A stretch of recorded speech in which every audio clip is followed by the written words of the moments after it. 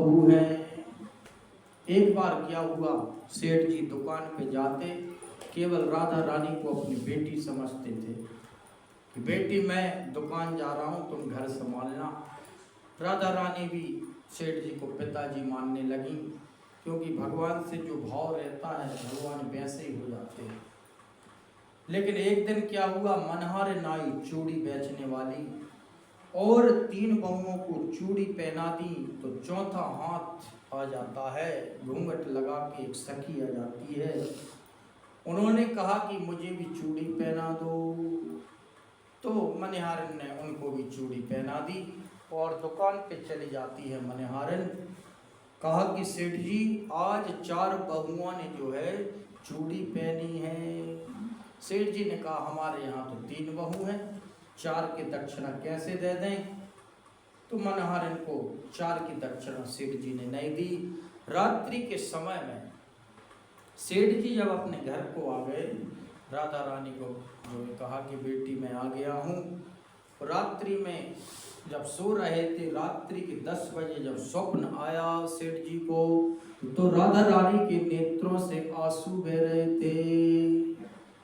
आज राधा रानी के नेत्रों से जब आंसू बहने लगे और कहा कि बेटी बनाई तात नात ना निभायो है, चूड़ी पहर गई तब कर से श्री ब्रस भार दुलारी।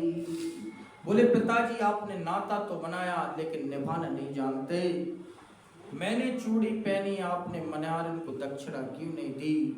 सेठ जी की तुरंत नींद खुल जाती है, आंखों से नेत्रों से आंसू बहने लगे और कहा कि अरे बेटी मैं तो ये भूल ही गया था कि मेरी बेटी श्री राधा है। अब तो सेठ जी की तुरंत नींद खुल जाती। रात्रि के 10 बजे दौड़े दौड़े गए मनिहारन के पास में। मनिहारन ने दरवाजे खोले हैं और कहा कि धन धन मनिहारन तेरे से ना बड़ो भाग, चूड़ी पहन गई तब कर से श्री ब्रसभान दुलारी। तुम्हारा सौभाग्य, तुम्हारे हाथों से साक्षात राधा रानी ने चूड़ी पहन ली। बोलो राधे राधे। मनहारिन कहने लगी जो मुझे मिलो अमोल धन, अब काम मांगत मोले।